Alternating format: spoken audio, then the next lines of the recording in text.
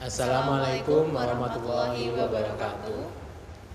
Perkenalkan, saya Nabil Belantara Kusuma dengan NIM D100220249 dari Prodi Teknik Sipil.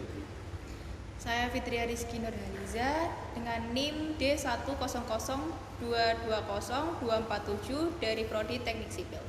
Saya Atila Lila Halfi Syahrin dengan NIM D100220246 dari Prodi Teknik Sipil.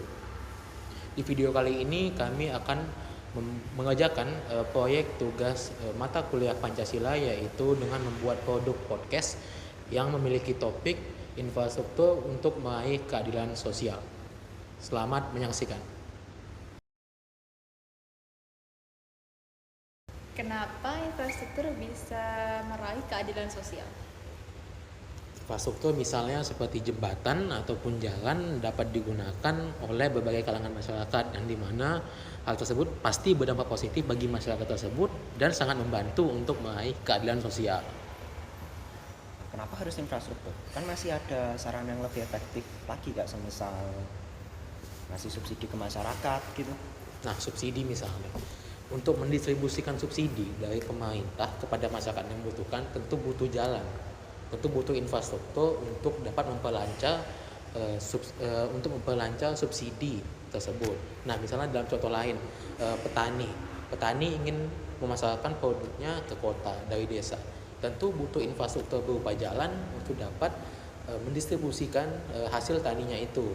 Nah, yang dimana tentu berdampak positif juga karena akan membantu ekonomi dan dapat membantu untuk meraih keadilan sosial. Nah, benar nih kata Nabil, dan aku juga pernah baca di salah satu undang-undang yang mana penyedia infrastruktur tersebut harus bisa membangun, mengelola, memelihara, dan memanfaatkan infrastruktur. Dari situ kita bisa menumbuhkan ekonomi dan sosial masyarakat. Nah, dari situlah kita bisa menciptakan keadilan sosial. Kalau gitu kenapa masih banyak orang miskin yang tinggal di kolong jembatan? Dan juga kan jalan tol cuma bisa dipakai sama mobil. Ya yang jelas-jelas itu untuk orang menengah ke atas lah. Berarti itu belum meraih keadilan sosial. Kalau untuk jembatan itu nanti tunawisma itu pasti pemerintah akan memikirkan bagaimana caranya tunawisma tersebut tidak tinggal di kolong jembatan, dan salah satunya yaitu membangun infrastruktur yang seperti rumah susun. Nah, nanti tunawisma tersebut dipindahkan di rumah susun tersebut. Nah, iya, seperti yang udah disebutin tadi bahwa rumah susun itu kan merupakan suatu infrastruktur. Balik ke awal lagi bahwa infrastruktur itu memang bisa membantu untuk meraih keadilan sosial. Nah, ditambah lagi dengan ada jalan tol yang berbayar tadi, kan itu kan berupa pemasukan bagi negara, berupa pendapatan bagi negara, yang dimana pendapatannya bisa diputar lagi untuk memberikan subsidi ataupun memberikan bantuan kepada masyarakat yang membutuhkan. Tapi kan orang-orang jadi lebih milih lewat jalan tol kan daripada lewat jalan nasional. Ya memang jalan tol bisa nambah pendapatan negara, cuma jadi kasihan masyarakat kecil, mereka jadi nggak bisa jualan.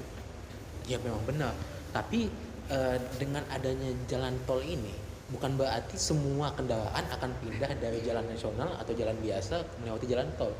Pasti akan banyak kendaraan-kendaraan umum seperti bis-bis antar provinsi yang tetap melewati jalan nasional atau jalan biasa karena gratis. Ya, tentu saja itu akan menambah keuntungan mereka. Ditambah lagi dengan melewati jalan biasa, bis-bis itu dapat berhenti di mana saja. Itu dapat membuat pelanggan menjadi lebih nyaman menaiki bis-bis tersebut.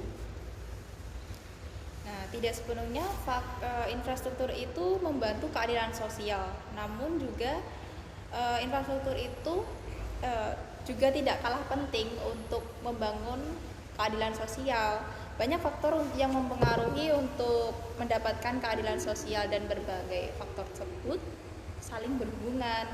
Misal faktor infrastruktur dan subsidi yang kamu jelaskan tadi, dan faktor lainnya.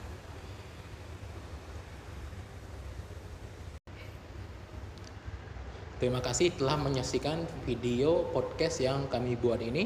Jika ada kesalahan, mohon dimaafkan. Assalamualaikum warahmatullahi wabarakatuh. Kami siap mensukseskan Muktamar ke-48 UMS Cinta UMS. Hidup UMS. Hidup UMS.